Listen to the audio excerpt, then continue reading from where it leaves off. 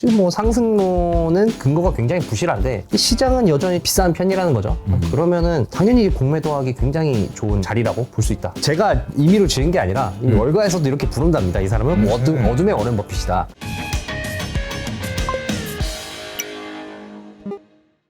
안녕하세요, 이호석입니다. 오늘은 에릭 나와주셨습니다. 네, 안녕하세요. 오늘 제목을 보니까 어둠의 워렌 버핏이다. 야, 이거 거참 공매도하기 딱 좋은 날이구만. 이거 제목으로 뽑아오셨는데 또 좀 잘 되고 있는데 무서운 얘기를 하려고 가져오셨어요. 이 장 분위기는 좋은데 네. 선물을 끼얹는 분이 계십니다. 아하. 이분이 참 무시하고 넘어가기에는 좀 그런 무게감이 좀 분이어서, 있는 무게감 있는 분이어서 오늘 한번 다루게 됐고요. 이분이 누구냐? 바로 이제 짐 차노스라는 이제 사람입니다. 이분은 이제 57년생이고 이분이 지금 이 키니코스 어소시에이츠라는 운용사를 운영을 하고 있거든요. 네. 근데 이제 키니코스가 그리스어로 시니컬이라는 뜻이랍니다. 아하. 그리고 대학에서 사기를 강조하고 있습니다. 아하. 그러니까 시니컬이라는 이름의 펀드를 운영하고 그리고 대학에서 사기를 강조를 하는, 제가 임의로 지은 게 아니라 이미 월가에서도 이렇게 부른답니다. 이 사람은 뭐 어둠의 워렌 버핏이다. 왜냐면 이 사람이 공매도 전문 투자자거든요. 네. 근데 이제 이분이 공매도를 하기 전에 기업 분석을 진짜 엄청나게 한다고 합니다. 그래서 워렌 버핏은 기업 분석을 엄청 해서 롱 베팅을 하는데 이 사람은 반대로 숏 베팅을 한다 라고 해서 어둠의 이제 워렌 버핏이라고 불리고 있고요.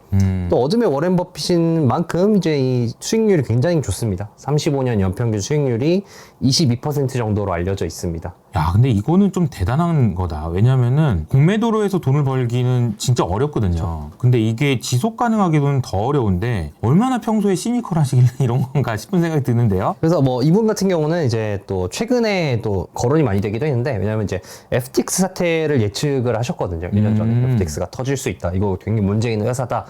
라고 이제 블룸버그에서 나왔는데 또 공교롭게 이게 문제가 되고, 또 SVB 사태에 대해서도 이제 SVB 사태가 터지기 전에 이거에 대해서도 문제를 하고 거기 숏까지 들어갔었습니다. 네. 또 최근에는 상업용 부동산이 이슈지 않습니까? 이것도 예전에 상업용 부동산이 문제가 될 수 있다라고 얘기한 게 또 주목을 다시금 받고 있습니다. 그래서 SVB 사태라든지 상업용 부동산 뭐 이런 최근에 문제되는 이제 금융 이슈들은 이제 저금리 사업의 종말을 나타내는 거다. 이게 바로 핵심이다라고 얘기를 했고요. 현재 시장대에서는 시장이 여전히 비싸고 그렇기 때문에 자기가 봤을 때는 숏하기가 너무 좋은 시기다라고 얘기를 했습니다. 그러면서 지금 자신의 자금의 80%를 다 숏에 걸고 있다고 합니다. 그러면서 자기는 이런 주식에 지금 숏을 하고 있다. 한마디로 이제 저희가 봤을 때는 그럼 이런 주식은 조금 조심해야 되나? 라는 의미로 받아들일 수도 있겠죠. 그러네요. 그래서 이런 얘기가 오늘의 이제 핵심이고요. 네, 우선 상업용 부동산에 대해서는 이제 핵심은 이렇게 얘기를 했습니다. 이제 밑에 그래프는 이제 트리플 B 등급 회사채와 이제 10년물의 금리 그리고 이제 이 부동산의 수익률을 나타낸 건데, 한마디로 지금 이제 이 부동산 투자를 할 때 돈을 저금리로 빌려와가지고 그 부동산 투자를 해서 그걸로 수익을 받는데, 이제 빌려오는 돈이 비싸지다 보니까 이제 이자는 많이 내야 되는데 부동산 수익률은 떨어져서 생기는 문제다라는 겁니다. 근데 이제 이게 앞으로 이 부동산 금리가 좀 떨어지거나 아니면 부동산 수익률이 개선이 돼야 되는데, 이제 밑에 그래프 보시면은 이제 이 코로나 이전 대비해서 상업용 오피스를 얼마나 쓰고 있나, 그러니까 사람들이 얼마나 출근을 하고 있나라는 걸 나타낸 이제 그래프인데, 보시면 한 평균값이 한 50% 정도거든요. 한 절반이 재택에서 일하는 게 트렌드가 돼버렸는데, 그렇기 때문에 이걸 보면은 앞으로 이제 상업용 부동산의 수익률이 굉장히 크게 개선되는 게 좀 요원해 보인다는 거죠. 이게 그 50일 기준으로 전부 아직도 여전히 밑에 있는 거네요. 네, 맞습니다. 그죠? 네, 근데 좀 반대로 또 희소식이 하나 있습니다. 이제 밑에 자료는 이제 BNP 파리바에서 발표를 한 건데, 왼쪽 그래프는 상급지 호가 임대료랑 공실률을 나타낸 거거든요. 상급지라고 하면 그러니까 이제 굉장히 좀 잘 나가는 지역이죠. 잘 나가는 같은 경우는 지역. 이제 맨하탄 같은 이런 지역에 이제 호가 임대료를 이제 막대 그래프로 나타낸 거고요. 꺾은 선 그래프는 공실률입니다. 그러니까 BNP 파리한 이걸 보면서 공실률이 올라가긴 하는데 호가 임대료도 올라갔다. 그리고 요즘 부동산 시장을 보니까 신축이고 굉장히 좀 비싼 임대료를 부른 지역들이 굉장히 빨리빨리 나가더라. 그래서 부동산 시장이 좀 아직까지는 생각보다 활발하게 살아있다라고 볼 수도 있고, 또 오른쪽 그래프는 이제 이 부동산 투자액과 이제 부동산 수익률을 나타낸 거거든요. 수익률도 뭐 지금 계속 올라가고 있고 나쁘지 않고, 투자액도 뭐 18년 이후로 계속해서 꾸준히 우상향하고 있다. 그렇기 때문에 상업용 부동산이 지금 굉장히 위험한 상태라고는 좀 보기 힘들지 않나라는 의견도 있습니다. 이거는 그 차노스의 의견인가요? 이건 이제 제가 반론을 찾아보신 거고. 네.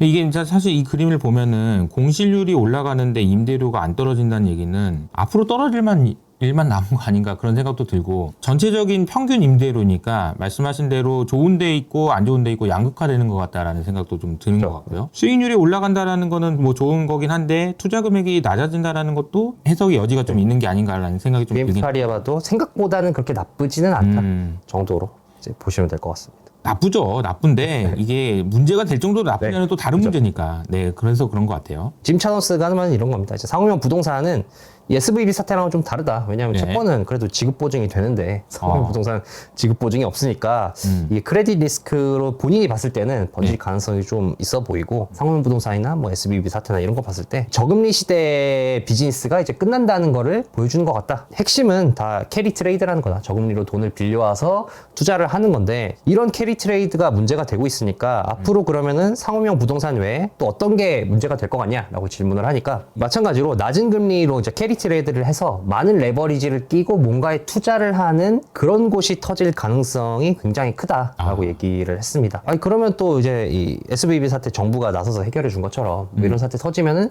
정부가 좀 커버 쳐줄 수 있지 않냐라고 얘기를 하니까 이 차노스가 이 규모가 상호명 부동산만 해도 너무 크기 때문에 정부가 모두 살려줄 거라고 안심하지 말고 그리고 정부가 어떤 일을 잘 해내기도 하지만 어떤 일을 망치는 능력도 우리는 무시해서는 안 된다라고 실패할 수도 있다는 거지. 네, 막을 수 맞습니다. 있지만 실패할 수도 있다. 얼마 전에 제가 개인적으로 본인의 생각을 이렇게 뚜렷하게 말해본 적을 본 적이 없는 분이 갑자기 우리나라 부동산 이제 바닥을 친 것 같다라고 이 얘기를 너무 강하게 하셔가지고 왜 그러냐고 그랬더니 맨날 너는 맨날 문제가 있다고 그러는데 다 막아주지 않냐 이거더라고요. 그러게 그러고 보면 다 막아주긴 막아주지만 그렇다고 해서 올라갈지 그건 잘 모르겠다 이런 얘기를 하면서 넘어가긴 했는데 요즘 분위기는 진짜 문제가 생긴다고 하면 다 막아주니까 모럴 레저도 생길 것 같고 그런 생각도 좀 들어요. 그러면서 이제 본인이 봤을 때는 지금이 굉장히 숏하기 좋은, 이제 공매도하기 좋은 시기다라고 얘기를 했는데 그 근거에 대해서 이렇게 얘기를 하더라고요. 지금 상승론을 지금 이제 주가가 오르고 있는데 이 근거를 우리가 하나씩 체크를 해보자. 네. 제가 봤을 때는 이제 상승의 근거가 세 가지가 있는데 우선 인플레이션 같은 경우는 사람들이 이제 끝났다고 기대를 하는데 안 끝났다는 거죠. 네. 밑에 그래프는 이제 CPI와 임금 상승률을 나타낸 겁니다만 이제 결국에는 이제 물가가 목표 물가인 2%로 떨어지려면은 임금 상승률이 2%로 떨어져야 되는데 그렇죠. 지금 이게 안 떨어지고 있지 않습니까? 그러니까 차노스가 보기에는 임금 상승률이 떨어지는 게 요원하다라는 거죠. 이제 그 다음에 이제 골드만삭스도 여기에 대해서 한마디를 보탰습니다. 골드만삭스 역시도 최근에 임금이 잡히기가 좀 어려울 것 같다라고 얘기를 했는데 예전에는 금리가 오르면은 그냥 임금도 다 떨어지고 다 같이 떨어졌는데 밑에는 이제 미국의 지역별로 임금 상승률을 나타낸 건데요. 지역별로 보니까 이게 너무 상이하더라. 그러니까 뭐 캘리포니아나 뉴욕 같이 좀 서비스업이 많은 곳들은 임금이 지금 빠르게 떨어지고 있는데 중부처럼 이 제조업 비중이 큰 곳들은 지금 임금이 안 떨어지고 있다. 왜냐하면 지금 제조업에서 일할 사람이 없기 때문에 그리고 또 이제 뭐 리쇼어링이나 뭐다 해가지고 공장은 점점점 많이 생기는데 사람은 점점 없고 이렇기 때문에 이곳은 지금 임금이 오히려 떨어지기는커녕 계속 오르고 있기 때문에 이게 여러 개가 혼재가 돼서 이 임금이 앞으로 좀 잡히기가 어려울 것 같다라고 얘기한 바가 있습니다. 근데 이 그림이 상당히 좀 중요한 그림인 것 같아요. 왜냐하면은 보통 미국의 서부와 동부 지역에 부자들이 많고 GDP가 밀집돼 있잖아요. 여기서는 지금 경기가 안 좋아서 지금 망가지고 있는데 중부 지역에서는 임금이 높아지면 어떤 결과를 초래할까? 이게 좀 언이분하다는 거잖아요. 부자들이 좀 뭐 해고를 당한다고 해서 밥을 안 먹지는 않거든. 그렇게 생각해 보면 전반적인 서비스 물가는 안 잡힐 수 있겠다라는 생각이 들긴 해요. 근데 뭐 소비의 크기는 어쨌든 부자들이 많이 하니까 경기는 안 좋아질 것 같긴 한데 물가는 또 안 잡힐 것 같다는 생각도 들게 만드는 그런 그림인 것 같습니다. 네, 그래서 골드만삭스 같은 경우도 이제 뭐 이 임금이 빠르게 떨어지는 캘리포니아나 뉴욕이 뭐 전체에서 보면 굉장히 비중이 크지 않습니까? 비중이 크죠. 규모에서 보면 그렇기 때문에 뭐 이것 다시 임금이 오르지는 않을 것 같은데 그때 이제 중서부 지역만 보면 아직까지는 이제 떨어지지 않거나 오른 지역도 많기 때문에 이 숫자가 지금 그쵸. 9에서 11%도 있는 것 같잖아요. 임금 성장률 자체가. 그렇기 때문에 전체적으로 거죠. 굉장히 혼재가 돼서 네. 굉장히 좀 이렇게 스티키할 것 같다. 수준이 유지가 될 것 같다라고 코멘트한 바가 있습니다. 네네.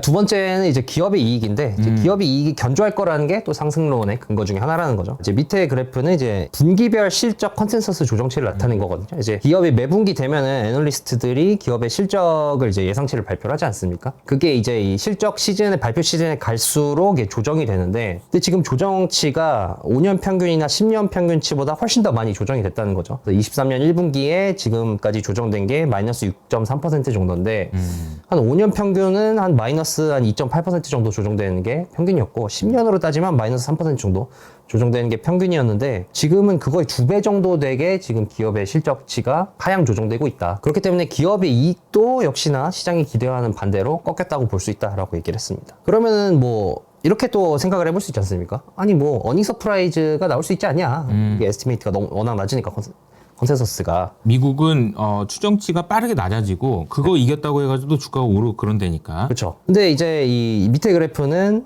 이제 S&P 500의 어닝 서프라이즈를 나타낸 거거든요. 이게 2020년 2분기부터 2021년 2분기까지는 평균보다 더 많은 어닝 서프라이즈가 있었는데 비율이 계속 줄어드네요. 네, 지금 계속 줄어들고 있기 때문에 이게 또 어닝 서프라이즈가 터져서 뭔가 이제 분위기가 반절된 가능성도 크진 않아 보입니다. 네, 근데 뭐 이거에 대해서도 이제 반론을 제기하시는 분이 있습니다. 무한 긍정론자죠. 이제 캔 피셔 같은 경우는 네. 실적이 문제가 되지 않는다. 실적은 이미 주가의 선반영이 다 끝났다라는 겁니다. 이제 밑에 그래프는 이제 실적 발표 시 침체를 언급한 S&P 500의 기업의 수를 나타낸 거거든요. 네. 그래서 작년 2분기 때 침체를 얘기한 기업이 가장 많았고 점점 줄어들고 있습니다. 그리고 캠피셔 같은 경우는 지난 4분기 실적을 보면은 에너지가 굉장히 좋았고 테크 쪽이 좀 안 좋지 않았습니까? 근데 그게 이제 주가에 이미 작년에 다 반영이 됐다는 거죠. 작년에 에너지가 좋았고 테크가 안 좋았다.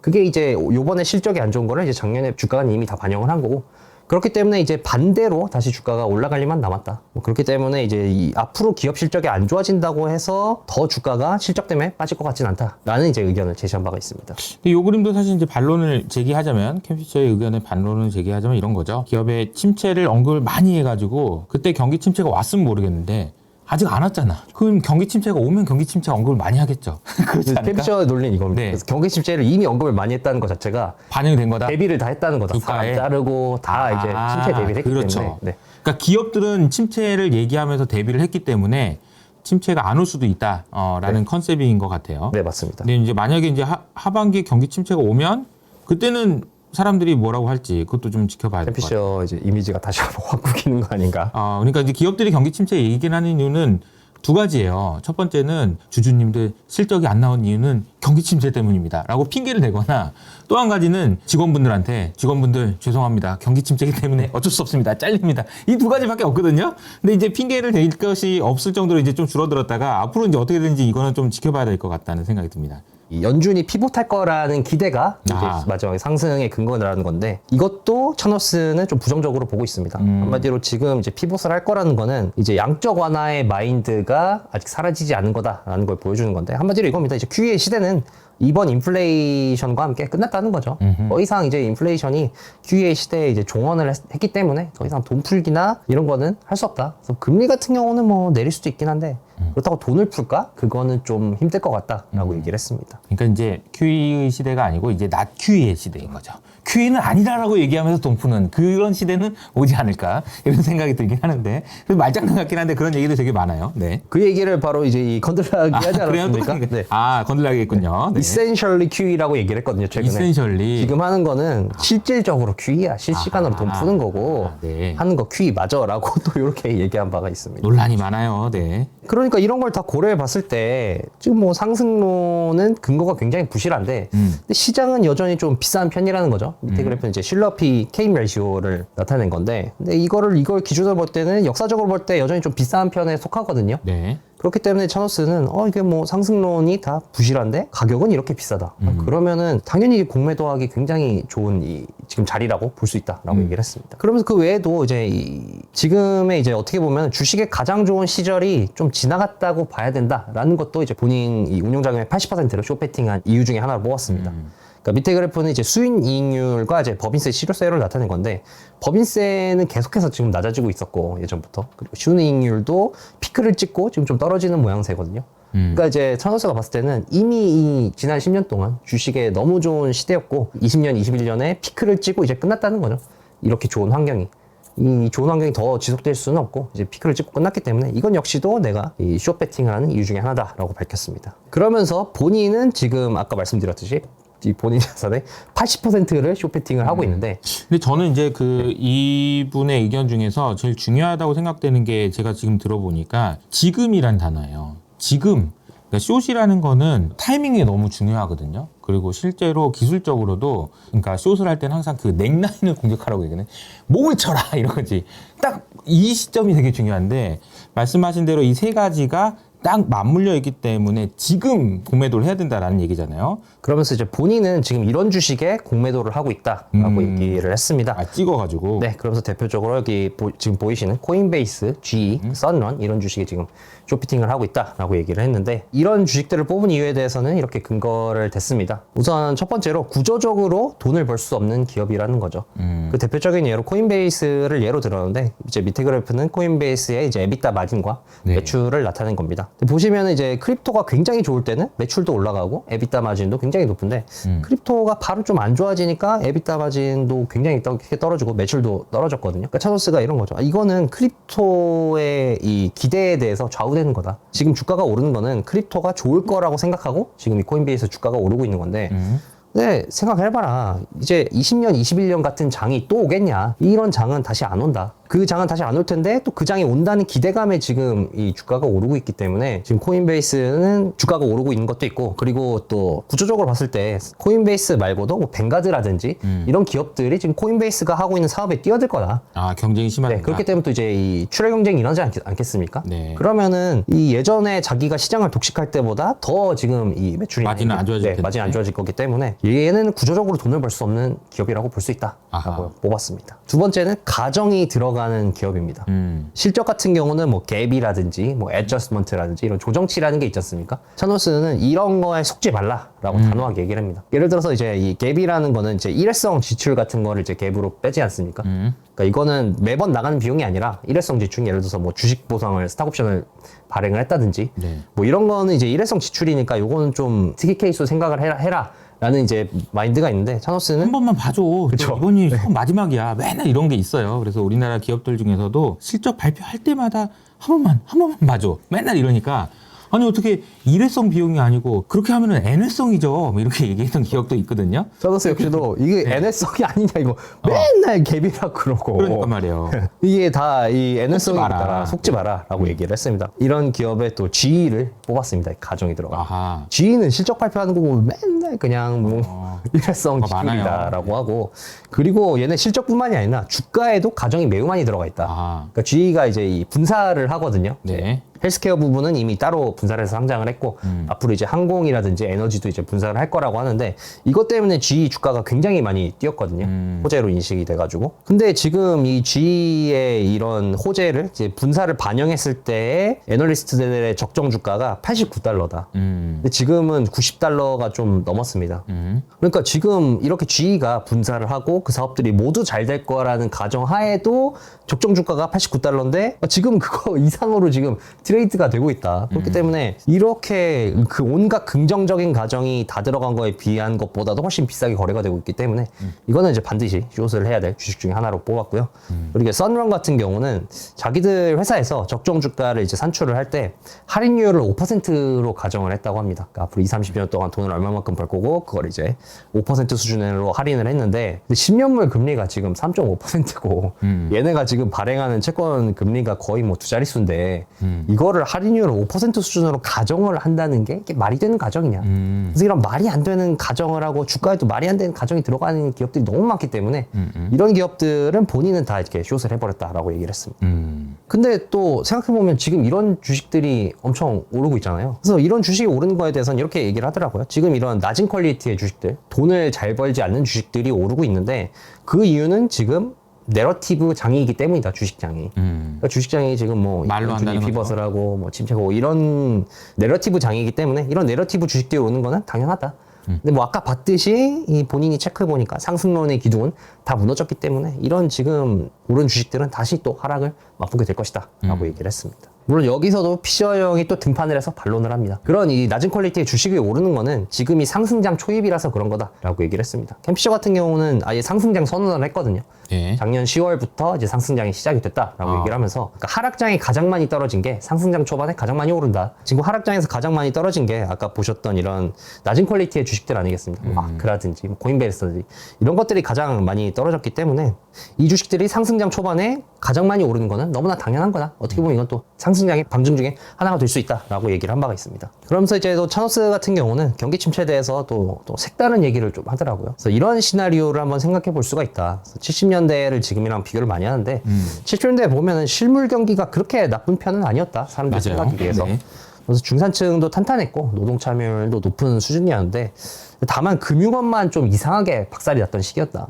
월가의 75%가 이 당시 뭐 실직을 했었고 굉장히 좀 금융업만 좀 안 좋은 시기였기 때문에 이런 시기가 요번에 다시 올 수 있다. 실물은 뭐 그렇게 나쁘진 않은데 이상하게 금융만 좀 타격을 받는 뭐 이런 상황이 올 수 있다라고 얘기를 하게 됐습니다. 네. 오늘 그 공매도 하기 좋은 시절이다. 얘기를 들어봤는데 에릭은 어떻게 생각하세요? 저 같은 경우도 사실 제가 좀 약간 부정 편향이 좀 개인적으로 있거든요. 그렇기 때문에 저도 뭐 이런처럼 아직 공매도 하기 딱 좋은 시즌이다라고는 선뜻 말을 못 하겠습니다만 네.